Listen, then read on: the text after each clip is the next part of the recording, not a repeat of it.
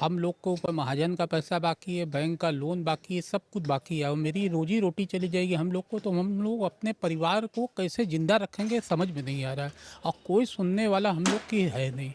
जबकि अब मेरी खुद की अपनी जो सरकार है, मैं भी जो है अपने पार्टी का ही हूँ, भाजपा का हुई हूँ, लेकिन आज ये नौबत आ गई है कि मेरा भी कोई सुनने वाला नहीं है। क्या क्या चाहते हैं सरकार से?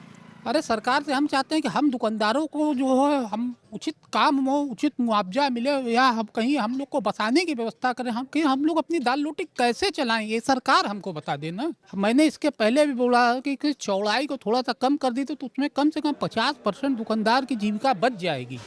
आप लोग भी क्या यहाँ काम करते हैं? जी सर, हमारी वो दुकान है, हमें कल अल्टीमेटम मिल चुका है दुकान खाली करने के लिए। रात भर मैं सोया नहीं हूँ, मुझे नींद लगी। मेरी यहाँ पे 2 दुकानें, दोनों दुकान जा रही है। ना मैं खा पा रहा हूँ, ना पी पा रहा हूँ, कुछ नहीं कर पा रहा हूँ। लोग मंदिर दर्शन करने के लिए आते हैं, उनके लिए रास्ता बनाया जा रहा है। हाँ ठीक है सर, आप बना रहे हैं तो कम से कम इससे आपकी गली भी गरीबों के ऊपर भी तो ध्यान दिया जाए। विनाश के नाम पर विकास नहीं चलेगा। यहाँ कम से कम 1.5 से 2 लाख लोगों की जीविका जुड़ी हुई है। इस बात के लिए सरकार को ध्यान देना चाहिए ना। आप किसी की अगर जीविका छीन लो तो आप उसको बसाने का भी तो काम कीजिए। प्रशासन के मुताबिक 187 भवन चिन्हित किए गए हैं। इन भवनों के भीतर 580 दुकान भी है। हालांकि इसमें 2 तरह के लोग हैं, किराएदार और मकान मालिक। मालिकों को सरकार मुआवजा दे रही है, लेकिन किराएदार कह रहे हैं कि उनके लिए रोजी रोटी का संकट खड़ा हो रहा है।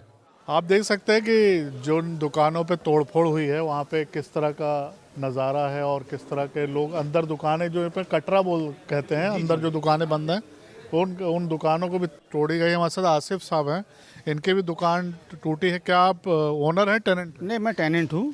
मेरे बाप दादा की दुकान चली है सर, 1928 से दुकान है। और यहाँ पे पगड़ी का रिवाज ही है आज से नहीं, सदियों से।